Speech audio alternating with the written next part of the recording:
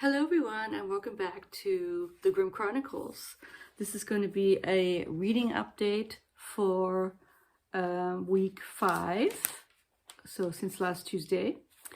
And yeah, all over the place. Very frazzled because of the teaching. You know, I'm teaching my fairy tale class and that's kind of taking up a lot of my mind space. We're reading, what are we reading? We've read an Italian one, a French one, and tomorrow we're going to talk about our first Grimm fairy tale, which is a great tale, but I don't want to say much about it, but I'll give you the name of it. It's called Hans My Hedgehog. And one of the many weird things about the tale, there's a lot, is that the name of the hedgehog, his name is not just Hans, his name is Hans My Hedgehog. Hans mein Igel. Like, always, that's his name. I mean, it doesn't, and I don't know, no one's really talked about that. Like, why is his name not just Hans? It's always Hans mein Igel.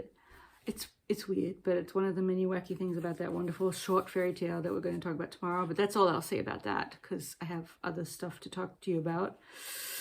I think I'll start with the novel that I finished, the short novel by Barbara Comyns, The Juniper Tree, based on a fairy tale, one that we read in the class. It's also very, I love the fairy tale, but it is dark. It's dark. It has, you know, it has cannibalism in it. I chuckle because it's very sort of, I don't know if I should spoil it for you guys. Like, I guess it doesn't really matter. I mean, it's a fairy tale, so, you know, you can still read it. It's so good. But what happens in the story is that the stepmother sort of halfway accidentally kills her stepson, whom she has been abusing by just kind of knocking around. It says, it's kind of sad, the little boy. Anyway, he's dead. And sorry to be so macabre, but this is what happens in the tale. She cuts him up and makes a stew out of him with the help of her own daughter, whose tears salt the stew. That's specifically said in the fairy tale.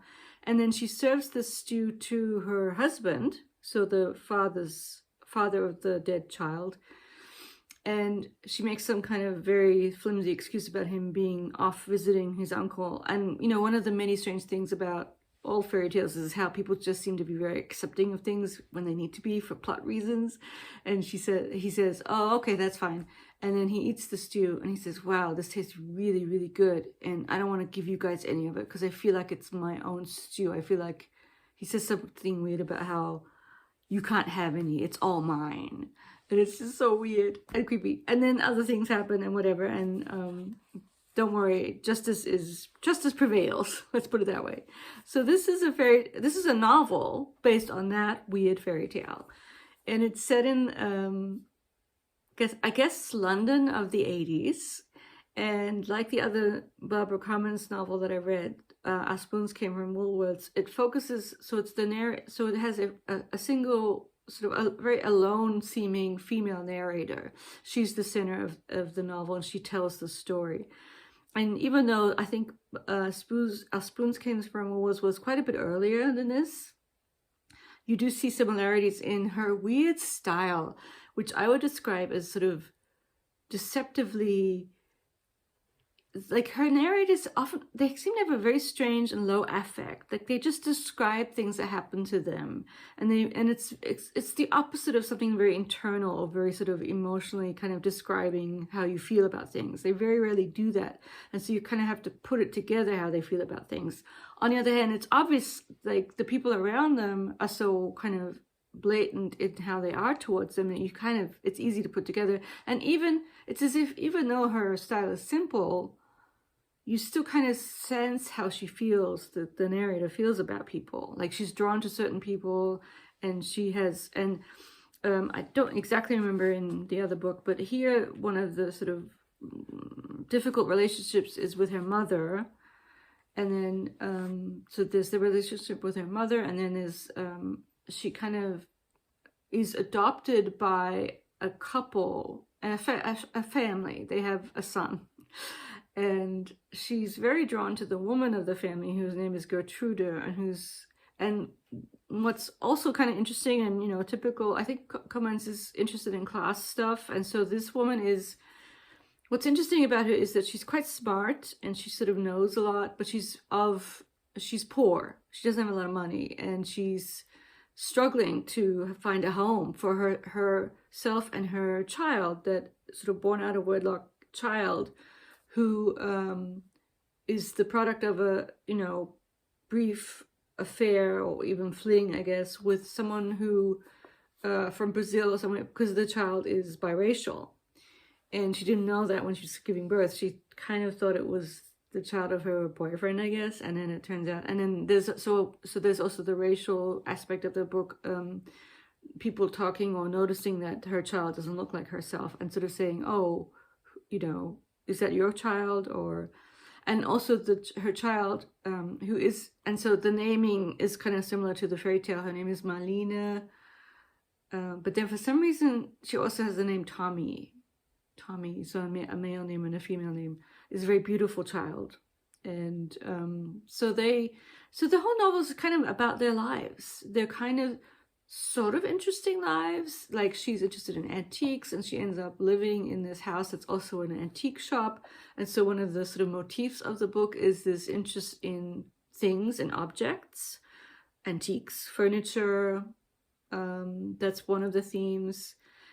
And then, so she's adopted by this other family who's definitely of a higher class. They're better educated, and so the husband kind of takes her on as almost like a sort of My Fair Lady, like, I'm going to educate you, not in terms of language, but in terms of art and music. So she becomes educated, and she likes that. She wants to be educated. She wants to find out more about music, and so knowing the fairy tale fairly well, like I do kind of, and so there were things that I liked about the connection to the fairy tale, the weird role that nature and plants and trees and birds play in this novel. That's definitely a plus. There are magpies, I think, are they magpies? In German, they're Elster, the birds. They play an important role in both the fairy tale and here. And of course, the juniper tree itself plays a role, and so I would say most of the way through, Comyns does a good job of interweaving aspects and motifs of the fairy tale into her novel, but it's sort of subtle. And where it loses a star for me is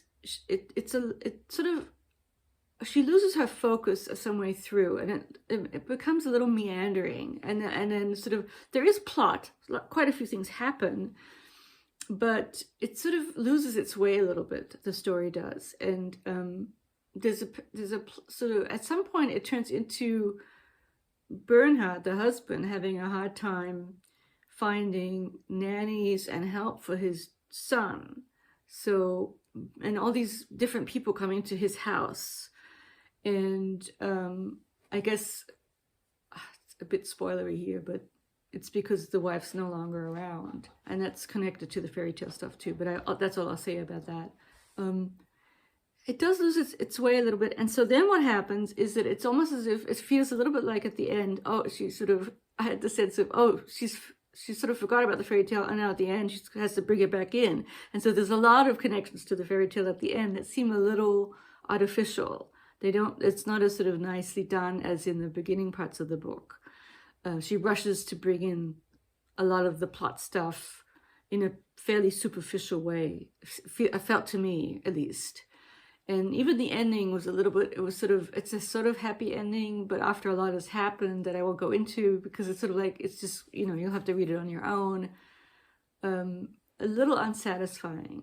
The writing is interesting, and I do think she's an interesting writer. I'm trying to think, because I read the Bookshop book by Penelope Fitzgerald, and, you know, these British 20th century women writers, and there's some similarities in the low affect of their main characters. That lady in that book with her bookstore kind of just went through the motions too a little bit. And I think what's a plus here is the sort of mystical, supernatural connection to nature stuff that is in here. That's kind of nice, that it does add something. But you can't really say a lot about the characters. They're a little bit, I can't think, there's a German word, schablonenhaft. They're kind of, they're not fully fleshed out, you know, as they always are in fairy tales. But, you know, this is a novel. So she's interesting somewhat. But then her mother's sort of interesting. But there are other people who, and even like, I'm thinking of Bernhard, who plays a role. In a way, I liked his wife, Gertrude. But the thing is, part of that is that everyone likes Gertrude. She has this magical presence, and our narrator likes her too. It's funny how I'm even blanking on her name, but because she's the narrator, I don't know how often she is named. Bella, yeah, Bella. Oh, her name is Bella Winter. So that's already, and so in one of the connecting elements between the novel and the fairy tale is this focus on the cycle, the seasons of life, the cyclical nature of winter, summer, fall, spring, and how life kind of moves on. And maybe that's part of why it just sort of seems to meander a little bit. I'm just reading the back here, how it echoes and inverts the Brothers Grimm macabre Juniper tree. Yeah, I guess it does do that. Yeah. So, you know, I do think it's worth taking a look. And some people, you know, people who know me know how picky I am, and may even be have been a little less satisfying because I know and love the fairy tale so much. I really do like this weird, strange, even for Grimm, Juniper tree is strange, and in a completely different way from the Hedgehog tale, which is one of the joys of Grimm, is how each fairy tale, they're very, very different. They're not all the same, even though, you know, and each of them has a very, very complicated sort of origin story. You know, most of them have been found somewhere else and worked over a lot, mainly by Wilhelm. But, you know, yeah. Anyway, so 4 stars. I'm giving this one 4 stars. So that's that. And so there's always this moment of, oh gosh, I can find something else to read. Miss Macintosh is still going, but it is slow. I wish I had more time, but because I'm so busy, it's hard for me to sort of find the sort of inner peace and calm that you need for a big novel like that. So it really is going to take me a very long time. It may literally take me years, and that's okay. I still am committed to slowly reading it. The audiobook is still going. I'm moving along quite nicely, and I'm enjoying it. It is very, very dark. This is full of mayhem, of not fun stuff. But for some reason, I just kind of let it all wash over me, and it becomes part of the plot of this weird story. The fact that it's very dark and there's a lot of carnage of sorts. I'm about halfway through, it looks like. So it's good. I just fall into it, you know, and I like, the writing is good, the characterizations are strong. And even though the plot is sort of, as I said once, ludicrously complex, but I'm still enjoying it. That's my fun book. That's my audiobook when I do chores. And so the thing that I started, I had a lot of things that I could have started, but I decided to take the plunge. There's 2 things I need to talk about. So for the first thing I'll talk about is I'm reading, so I have this box set of Arno Schmidt, the German modernist writer that I really didn't know that much about. I know my father was kind of interested in his stuff. I'm sort of trying to subtly pull up his page here, but I don't even have it open. Doesn't matter. I'll find out more about his biography another time. And it's a beautiful box set of his works. There's more than one. There's like 4 different box sets, and I got the one that is his early prose writings. So there's stories, there's novels, and this is the first of that. So it's 1-1.1. And so we have in here different stories, I think, of different lengths. I don't know how long. Maybe some of them are more like novella. So I don't know that much yet. And so I just started at the beginning with the first one. And I didn't get very far because it's the same thing about, you know, this is not one that when I wake up in the morning, I'm like, oh, I have to read more of my Arno Schmidt right in the morning before I get ready to go and do a lot of work. Like, not really.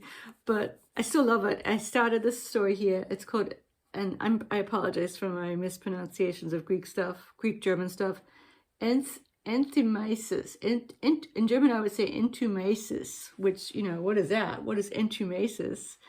So apparently Enthymesis is this sort of made-up word to do with empathy, I think. It was something to do with, in German we say Einfühlung.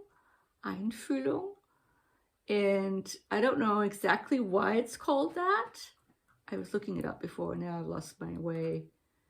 Because it's very, very dense. You know, this is not something that you can just sort of fall into and read for the plot. Enthymesis, it's a word. Oh, see, now I can't. Oh, here. Well, that's just the novel itself. Oh, it doesn't matter. I'll come back to it. But so what the story is about, so I will get help here. So it's from the 40s. It's actually written 1944, so during the war still. And published in 46, or written down in 46, it says here, and published in 49. It's part of a collection of works. And it's basically a fictional diary of someone who I don't know, because I don't know much about Greek stuff, called Philostratus, who's a pupil of the antique geographer, and I am reading here, I'm sorry guys, because, you know, I'm out of my depth here a little bit, Eratosthenes of Cyrene, who has an English page, so let's go there. Eratosthenes, a Greek polymath, so he's a very, very talented person. So this is this is a diary of a pupil of that guy. And that guy was a mathematician and a geographer for one of the things. And apparently he was one of the first people to calculate the circumference of the Earth. And something to do with the Earth's axial tilt, which he proved with a remarkable accuracy. Created the first global projection of the world, which is all really fascinating. So this is a fictionalized diary of one of his pupils. But what's interesting, as it says here, I haven't gotten that far yet, I'm still kind of at the beginning, is that apparently this pupil does not accept his teacher's theory or ideas about the round shape of the Earth. He thinks it's a flat Earth. So he's a flat earther, apparently, but from way back. So, you know, what does it say? Formal und nicht ein mit erzählte Rahmenerzählung eines Anomen bleiben. Jetzt gibt er nur die Quelle und eine Schlussnotiz. Okay, so it may even be that someone else found this diary and is telling us about it. I'll have to see. So as you can see, it's very complicated here, but it has to do with geography of a certain sort, but then kind of going into sort of theoretical takes on that. And apparently this person is not he's kind of cranky, you know, he's a cranky guy. And, you know, it has this sort of strange abbreviated, it had these letters next to it. So in German, W.I.E.H, and in English, they are called H.I.H.Y.A.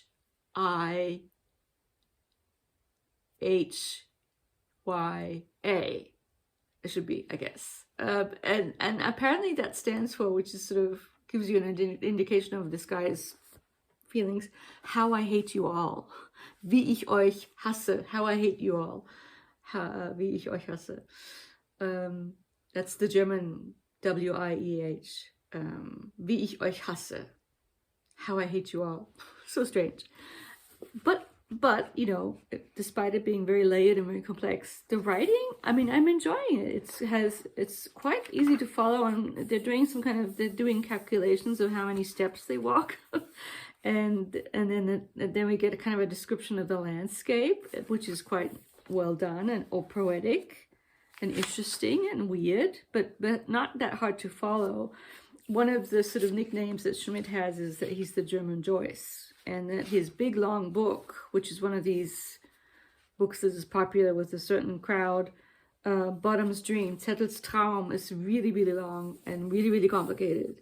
And people, you know, talk about it as if it were Finnegan's Wake. And I'm kind of hoping, I'm interested in that book too. It's huge. It's really hard to get, a decent copy, and it's expensive and it's what's complicated about Zettel's Traum is that it has columns of writing different narratives on the same page, I guess. But I'm kind of hoping it's not as hard as Finnegan's Wake was for me, which I did also like, but I would contend for me personally, I don't call when you try and take in a text like Finnegan's Wake, that's no longer reading for me. That's deciphering, which is enjoyable, but for me, it's very slow going. I'm a slow reader anyway. I take my time with even much, much more easily digestible books. So it's sort of a deciphering thing. And so far, this doesn't, even though it sounds like this is very, very complex, I mean, part of its complexity for me is that I don't really know that much about the Greek stuff.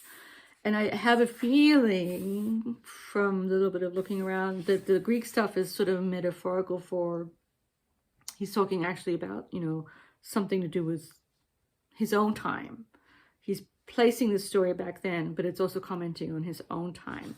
The Germans and their relationship to the Greeks, the big Greeks, all the philosophers and the poets, is very deep and it's part of German culture, especially of a certain, centuries ago. They had this affinity to the Greeks, I would contend more than the Romans. I think so. Maybe I'm wrong, but I think so.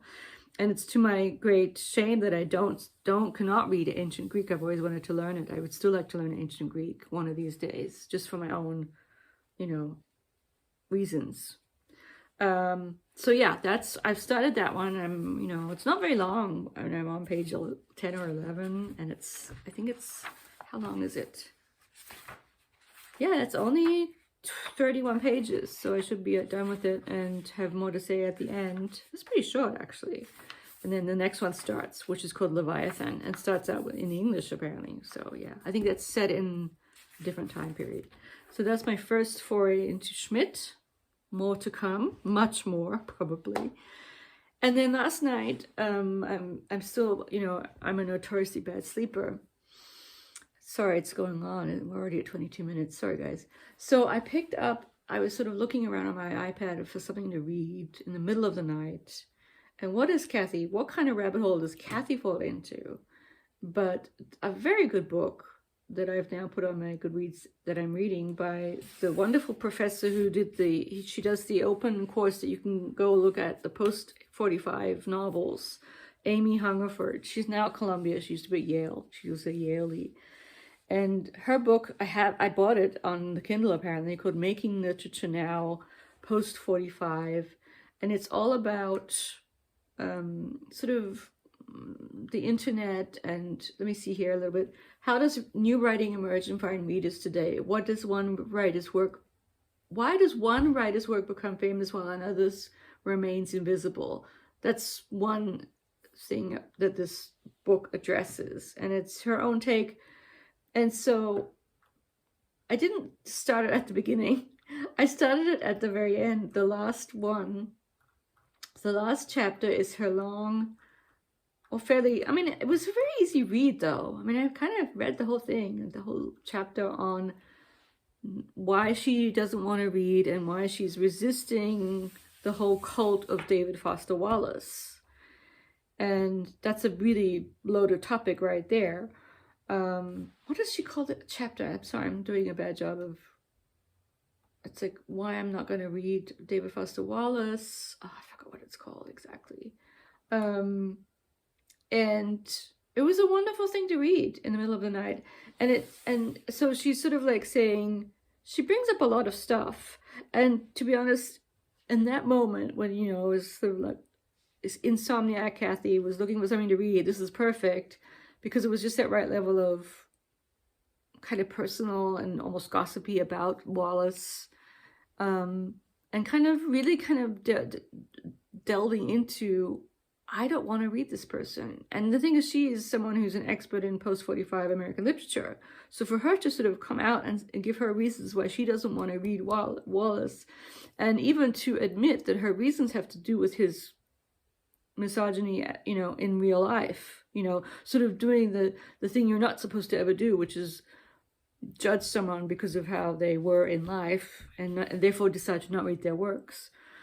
Which sounds like something one shouldn't do, but she does she has very good reasons that I completely agree with. I mean, thinking back to my bad experience with gas, and I mean, it really is kind of she brings in a lot of evidence as to how Wallace kind of, and it's hard to summarize, and maybe I'll go back. I do want to reread it, but it goes along with the cult of Wallace and this wanting to be a genius, and kind of this dogged and pursuit of genius, and also connected with it a kind of narcissistic, not taking other people, specifically women around him, seriously, and thinking of them as things he can do with whatever he wants, the kind of typical overbearing misogynist attitudes, to do with, doing things that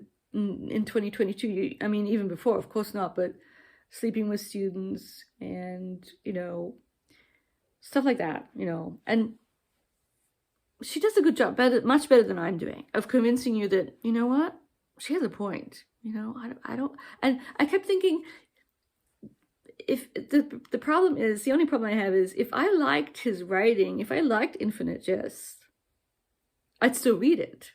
I wouldn't let her deter me. My issue with Infinite Jest is I didn't really like it that much, and I think part of it was the fact that it was very kind of jock nerd, this weird guy smoking weed, playing tennis, this weird building, and then it would go off into other stories. There was the other narrative strains that I really couldn't get into, and his writing was interesting, and there was some things that were quite good and memorable, but I just wasn't, I was kind of bored by it. I didn't knock my socks off, and so I just stopped. It's as easy as that with me. It's like, if I don't like it, I'm not going to read it. And I don't remember being angry at it the way I was with Gas. It was more like, yeah, whatever, like, okay, it's kind of interesting. But now that I think back, it was very sort of male-centric. And I'm still somewhat interested in some of the other stuff, his other writings. And of course, part of the whole chapter is I'm doing a sort of a humiliating thing almost, and I'm going to anger a lot of people by doing this, by saying these things. And she talks how I kind of like how she intertwines the personal stuff, like the LA Review of Books did she's tried to get it published there, and they didn't want it, and I couldn't help thinking how the great writers that I like are people who I do kind of like as people. I like their minds, and it was kind of eerie, because I kept thinking about George Eliot, and it was weird because the end of her essay, she talks about how she's never read Middlemarch, and she was sort of talked into reading it, and how much she loved Middlemarch, and she even ends with a beautiful quote from Middlemarch about how it doesn't matter that Dorothea didn't go on to do great things or something like that. I can't do it justice, but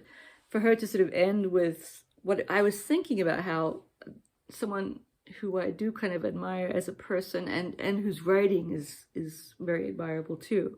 It's just like, wow, that's exactly it. And of course she's bringing up Eliot for a reason, because she's a woman, and a very, very brilliant one. There's probably stuff in there that I'm not completely down with, but I'll, for time reasons, I'll just stop there, because it's almost we're at 28 minutes and I've blabbed a long time. I'm so sorry. I'm just going to stop right here.